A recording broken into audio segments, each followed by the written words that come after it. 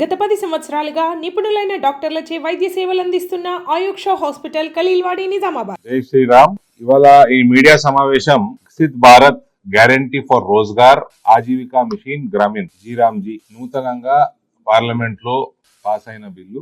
దానిని ప్రతి గ్రామానికి మీ ద్వారా ప్రతి భారతీయ పౌరురాలకి అందేటట్టు దీని ఇన్ఫర్మేషన్ మీతోటి మేము రిక్వెస్ట్ చేసుకుంటూ ఇవాళ మీడియా సమావేశం పెట్టడం జరిగింది. కాంగ్రెస్ పార్టీ వాళ్ళకి ఇబ్బంది రాముని పేరుతోట, లేకపోతే భారతీయ జనతా పార్టీ మంచి మంచి స్కీమ్స్ తేవడము, పాత స్కీమ్స్ ని స్ట్రీమ్ లైన్ చేయడము, తద్వారా బీజేపీ పాపులర్ అవ్వడము దీంతో అన్నది ప్రశ్నార్థకంగా మారింది. పార్లమెంట్ లో వాళ్ళు డిబేట్ ఎంతసేపు పేరుకు అభ్యంతరం చెప్తారు కానీ దీంట్లో ఉన్న ఏమన్నా మీకు అభ్యంతరాలు ఏమున్నాయంటే ఒక్కడి క్లారిటీతో మాట్లాడింది లేదు. ఇక ఆ పార్టీని రాముడే రక్షించుగాక.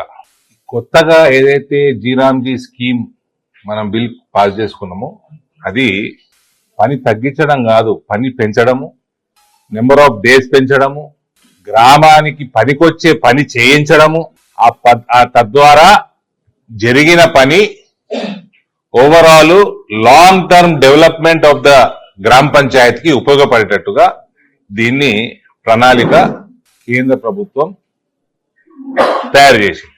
ఇదివరకు ఉన్న స్కీమ్స్ మన్రేగా, అంతకుముందు ఎంప్లాయ్మెంట్ గ్యారంటీ స్కీమ్స్ ఎన్ని ఉన్నా కూడా అవన్నిటినీ స్టడీ చేసి అవకతవకలు బేరీజ్ చేసుకొని ఈ నూతనంగా ఈ బిల్లు పాస్ చేసుకోవడం జరిగింది. చాలా సైంటిఫిక్. ఇదివరకు అనేక కుటుంబాలు 40 నుంచి 50 రోజుల పని అందుతుండే వాళ్ళకి.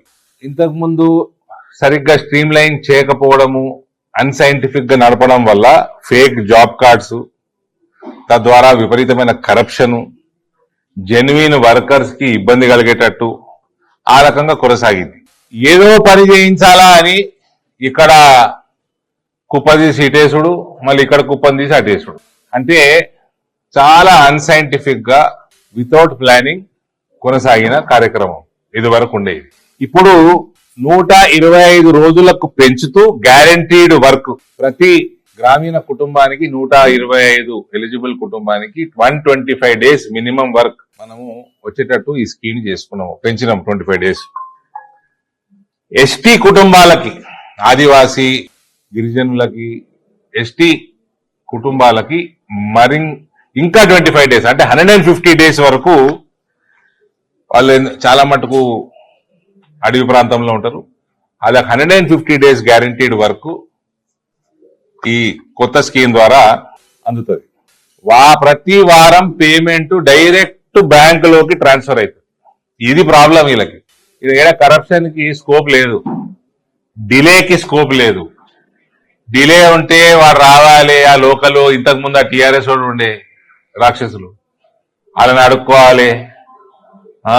ఎమ్మెల్యే దీవెనలు ఉంటే అప్పుడు పేమెంట్లు 15 రోజులకు, 40 రోజులకు, 50 రోజులకు అడ్డగోలుగా సిస్టమ్ ఉండే. ఇప్పుడు డైరెక్ట్ బ్యాంకు ఖాతాలకి ట్రాన్స్ఫర్ చేయడము అపోజిషన్ పార్టీలకి నొప్పి కలిగిస్తుంది. ఇది ప్రాబ్లం.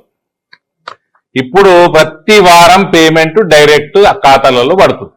ఒకవేళ 125 రోజులు ఎస్టీలకి 150 రోజులు పని కలిగించకపోతే ఈ కొత్త స్కీమ్ ద్వారా రాష్ట్ర ప్రభుత్వం మీద బాధ్యత, ప్లానింగ్ ఇవన్నీ పెరిగినాయి. ఒకవేళ కల్పించకపోతే అయినా కూడా డబ్బులు ఇవ్వాలి. Unemployment allowance is legally enforceable. కాబట్టి నీట్ గా ప్లానింగ్ చేసుకొని గ్రామ పంచాయతీకి పనికొచ్చే పని చేయించుకొని ఎటువంటి పనులు చేయాలని కూడా డిస్క్రైబ్ చేయడం జరిగింది. ఈసారి గ్రామ పంచాయతీకి ఎటువంటి పనులు చేసుకుంటే ఉపయోగం లాంగ్ టర్మ్ లో focus on water harvesting, tank desilting, canals, village roads, drainage, farm ponds and soil conservation. ఈ పనుల మీద జీరామ్జీ యొక్క ఈ స్కీము నడవాలి. తద్వారా పనికొచ్చేది గ్రామ పంచాయతీకి అనేక సంవత్సరాలు పనికొచ్చే పని జరుగుతుంది. ప్రతి పని ఒక గ్రామానికి ఒక అసెట్ గా మిగిలిపోవాలి. So lot of planning is required by state government. ఇది వరకు 100 రోజులు ఉంటుండే, ఫలానా పని చేయాలన్న ఎక్కడ కూడా డిస్క్రిప్షన్ ఉండకపోవు, గాలికి నడుస్తుంది. ఇప్పుడు రాష్ట్ర ప్రభుత్వం బాధ్యతగా ఈ పనులన్నీ కూడా గ్రామ పంచాయతీకి చేయించుకుంటే అది లాంగ్ లాస్టింగ్ గ్రామానికి ఉపయోగపడుతుంది. నిద్రపోయే ప్రభుత్వాలు ఉంటే నడువు ఫామ్ హౌస్కి వెళ్ళి నడిపిస్తా నేను, మా బిడ్డే కొడుకులు ల్యాండ్ కబ్జాలు పైరవీలు వీటికే మిగిలిపోతారు, ఇవన్నీ నడవవు. ఇప్పుడు పని చేయాలి. Protecting farmers 60-day pause during peak sowing and harvesting. నాట్లేసే సమయానికి పంట కోతల సమయానికి 60 రోజుల బ్రేక్ సంవత్సరంలో ఇచ్చే ఆస్కారం కూడా ఉంది.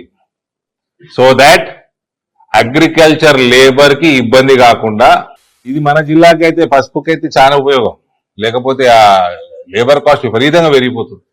అటు పక్కకి మహారాష్ట్రలో లేబర్ కాస్ట్ తక్కువ 400, ఈడ 1200. తద్వారా పసుపు యొక్క మ్యానుఫ్యాక్చరింగ్ కాస్ట్, కల్టివేషన్ కాస్ట్ పెరిగిపోతుంది తెలంగాణ. సో 60 రోజులు వ్యవసాయానికి అందుబాటులో లేబర్ ఉండేటట్టు బ్రేక్ ఇచ్చే ప్లానింగ్ కూడా జరిగింది కొత్త స్కీమ్ లో. ఎటువంటి వ్యవసాయానికి ఇబ్బంది లేకుండా కేంద్ర ప్రభుత్వం దీన్ని రూపకల్పన చేసింది. 60 రోజులు బ్రేక్ ఇచ్చినా 125 రోజులు అందరికీ, 150 రోజులు గిరిజనులకి కంపల్సరీ చేయాల్సి. ఎంత బాగా స్ట్రీమ్ లైనింగ్ చేసిందంటే Aadhaar linked payments and geo tagged works. Aadhaar card తోటి లింక్ చేయబడ్డాయి పేమెంట్స్ అన్ని. ఎక్కడెక్కడ పని చేస్తుంది geo mapping, geo technology, artificial intelligence వాడుతూ టైం టు టైం ఆడిటింగ్ చేసుకుంటూ బయోమెట్రిక్స్ ఇన్వాల్వ్ చేసి ఇది టోటల్ గా సైంటిఫిక్ గా రూపకల్పన చేయడం జరిగింది.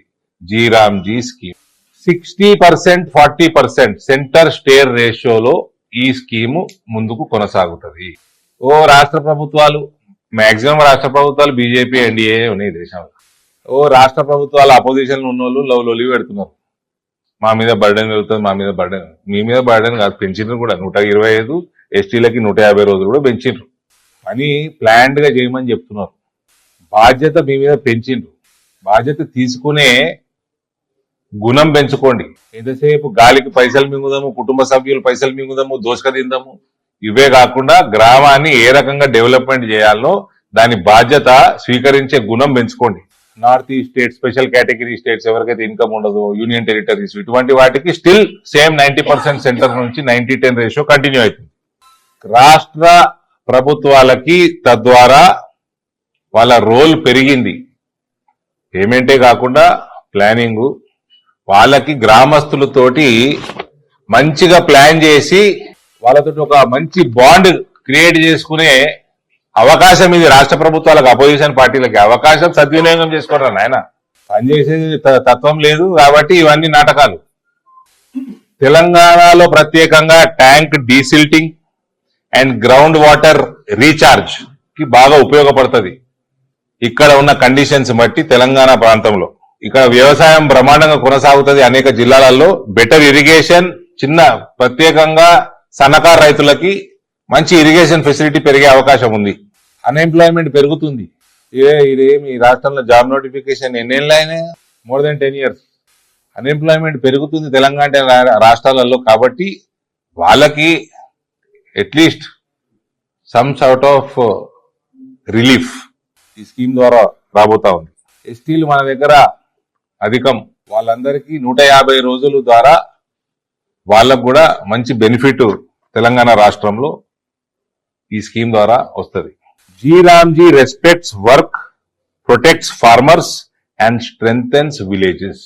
మంచి పని చేయడం ద్వారా రైతులను కూడా 60 రోజులు వాళ్ళకు కూడా ఇబ్బందులు కలగకుండా గ్రామాన్ని డెవలప్ చేసే విధంగా ఈ జీరామ్జీ కొత్త స్కీమ్ అయితే ప్రవేశపెట్టిందో కేంద్ర ప్రభుత్వం, దీన్ని మనం అందరం స్వాగతించాలి తప్ప పనికిమాలిన రాజకీయాలు చేయకూడదు అని రేవంత్ రెడ్డికి మనస్ఫూర్తిగా రిక్వెస్ట్ చేస్తా ఉన్నా. ఏదో యుద్ధం చేస్తారట మోదీ. నువ్వు యుద్ధం చేయాలనే ఉంటుంది. నాకు యుద్ధం చేసిన వాళ్ళందరూ నాశనం అవుతారు మోదీతోటి. నువ్వు కూడా నాశనం కావాలి, నీ పార్టీ కూడా నాశనం కావాలి. చెయ్యి యుద్ధం, కానీ రాజకీయం చేయకు. ఏదైనా గ్రామానికి మంచి జరుగుతుంటే నువ్వు ఎట్లా చేస్తలేవు. నువ్వు చేసిన వాగ్దానాలు ఒకటి నెరవేర్చింది లేదు. బడ్జెట్ లో 40% ఇది, ఈ ఖర్చులో 40% ఇయ్యాల అన్నది వీళ్ళకి ఏడుపు. ఇలా ఏం పరిస్థితి ఉందంటే, శాస్త్రి గారు మీరు ఇంత ఎక్స్పీరియన్స్ ఉన్న వాళ్ళు, గ్రామీణ సడక్ యోజన అనే బ్రహ్మాండమైన యోజనకు కూడా 40% వీళ్ళు ఇవ్వాలి, 60% కేంద్రం నుంచి వస్తుంది. గ్రామ స్థాయిలో రోడ్లు బ్రహ్మాండంగా కనెక్టివిటీ పెరుగుతుంటే ఆ జిఎస్వై కూడా వీళ్ళు సంతకం పెడతలేరు. రేవంత్ రెడ్డి సర్కార్ వచ్చినాక 40% ఇచ్చుడు ఇష్టం లేదు ఆయనకి. జిఎస్వై కూడా హోల్డ్ లో ఉన్నది. అనేక రోడ్లు సెలెక్ట్ అయిపోయి ప్రాసెస్ కంప్లీట్ అయిపోయి శాంక్షన్ అయిపోయి ఉన్నాయి. వీళ్ళు సంతకం పెట్టక ఫండ్ వస్తలేదు. Just an example. స్కూళ్ళ అవస్థ మీకు తెలుసు. స్కూళ్ళ డెవలప్మెంట్ లేదు. అన్ని ఫీల్డ్లలో కేంద్రం నిధులు రాకపోవడానికి, తగ్గడానికి, లేట్ అవ్వడానికి కారణం రాష్ట్ర ప్రభుత్వం.